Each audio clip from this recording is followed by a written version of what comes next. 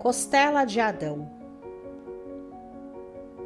Muitos filósofos dizem que a costela está ao lado do homem, que não está nem em cima e nem embaixo, mas ao lado do homem. Isso nos mostra que a mulher é igual ao homem, tendo o mesmo valor como criação.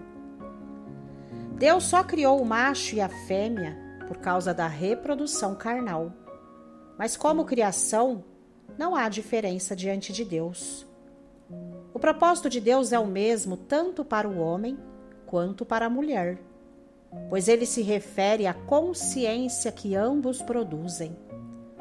As referências que os profetas usavam da mulher, na verdade, eles falavam da consciência e não da mulher fisicamente.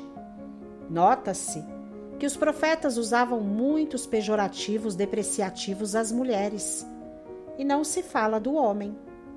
E por que isto? Porque dentro do propósito da vida, Deus representa o homem e a consciência representa a mulher, pois é a consciência que gera o Filho de Deus nela.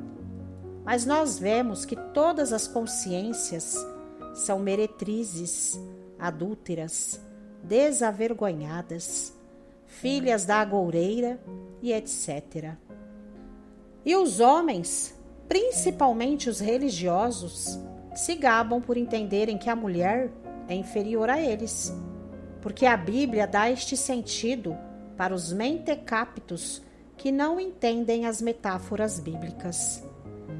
E se eu disser que Adão e Eva não existiram, mas se tratam de uma metáfora? Adão é o homem carnal e a Eva é a consciência que o homem produz. Por isso se diz que ela foi tirada da costela de Adão. Mas em questão de criação está escrito: e criou Deus o homem à sua imagem, a imagem de Deus o criou, macho e fêmea os criou. Aqui está dizendo que Deus criou o macho e a fêmea, e não que Deus formou a mulher da costela de Adão, que se trata de uma metáfora, se referindo à consciência, que essa sim foi tirada do homem criação. A Bíblia toda é um livro escrito por metáforas, isto é, por comparação, ou ainda, por alusão do que é verdadeiro, como Paulo disse. As coisas do tempo presente servem de sombras para os bens futuros. E Paulo disse: assim como trouxemos a imagem do ser animal, traremos também a imagem do ser espiritual. Mas ele disse que não é primeiro o espiritual, senão o animal, depois o espiritual. E por que esta ordem? Justamente porque precisa da consciência que o ser animal produz para gerar o espírito. Na verdade, a consciência não é inferior ao ser humano só porque foi o ser humano que a produziu.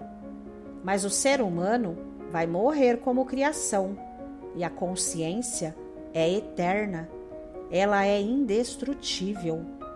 A questão é saber como que essa consciência vai passar a eternidade que está à sua frente, uma vez que ela sabe que este corpo carnal vai morrer. E é neste ponto que entra o propósito de Deus.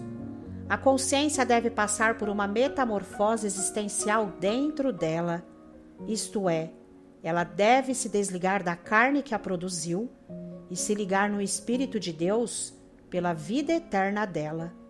Se ela não passar por essa metamorfose existencial, simplesmente cairá num vazio eterno por falta de um corpo, pois nem voltou com o Espírito a Deus e nem ficou com a carne que morreu, restando para ela só o vazio eterno. Mas por não entender o propósito de Deus e não querer sair da carne, as consciências criam salvações descabidas de reencarnação.